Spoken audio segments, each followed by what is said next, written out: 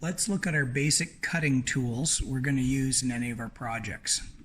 These are called X-Acto knives, and the only blade you want to use are these triangular ones here. Right, you don't want to use a blade profile other than this long edge. For example, this one here, they have different purposes. They're effectively unsteerable blades. You will find if you try to use this blade here, for example, you simply can't control it. It's not intended for straight cuts. It has other functions. So make sure you have a triangular blade. The blade shouldn't be notched or the tip broken off because it again becomes unsteerable. An alternative to X-Acto knives is a standard utility knife. Americans like to call them box cutters. These are incredibly cheap. They're very good, but they have a slight danger to them because you can extend an awful lot of blade and do yourself some harm. So X-Acto knives are preferred if you think you are highly accident prone. You don't put out any more blade than you need, which is just 1 or 2 segments, because you're not cutting any deeper than 5 millimeters in any of our projects. So if I put this here, that's already 7 millimeters of blade. That's more than I need for any cutting I'm doing in the course. Don't extend the blade more than you need. When you use a utility knife, lock it. You slide this little lock back so the blade doesn't slide in and out randomly. Make sure you lock the blade on a utility knife, because if it's not locked and you're pulling back, you may be drawing and inadvertently slide the blade forward, and these will cut deep. They're extremely sharp, razor blade sharp. They're not kitchen knives. For any cutting, when you need a guide, use a metallic ruler, not a plastic one. Plastic rulers, these blades will cut into them and you will quickly find your blade is sticking, hitting notches, and you can't do a smooth cut. Okay, so let's start the project. This is the template for your project, and you are cutting the outline only. Don't worry about what's inside first. In order to cut straight lines, you must use a ruler. In this case, to position the ruler, I take my blade, I touch it to where I want to cut, bump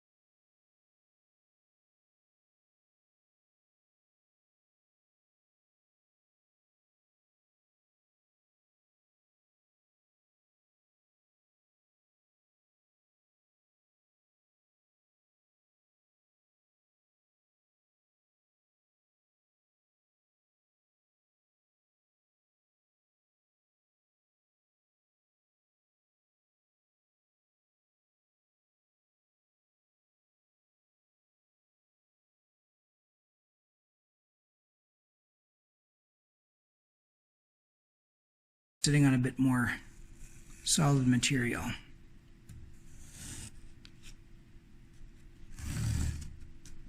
You want to make sure you're through on these cuts.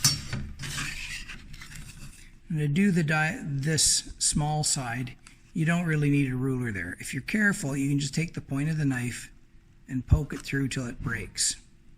A little bit harder to do with these sets, much easier to do with these X-Acto blades. You can put the back of the blade to the cut and just poke it right through. Go on this side, the non-cutting part of the blade to the end of the cut, and just push, and the blade will creep forward if it's not a dull blade, which this one is. And I've got my cutout. Don't try to push the cutout with the knife. Use something blunt like a ruler or a pen, and you can pop that cutout right out. When it gets to the circular cutout, you have to freehand this one, but your best bet is to do what I call stabby McStabby. Put a piece of sacrificial material underneath so you can ram the blade right through. This type of blade works better than these utility knives, but in either case, what you're going to do is go in right through till you feel the blade sink into the foam underneath, and you're going to make lots of small notch cuts, not a saw cut. And you'll just keep stabbing your way through here all the way around. There is tiny amounts of material around this circle. If you have to do any real pushing to pop this circle out, you'll destroy the front face of your project. So make sure you've penetrated right through into the second layer of foam, so this will come out in a single push.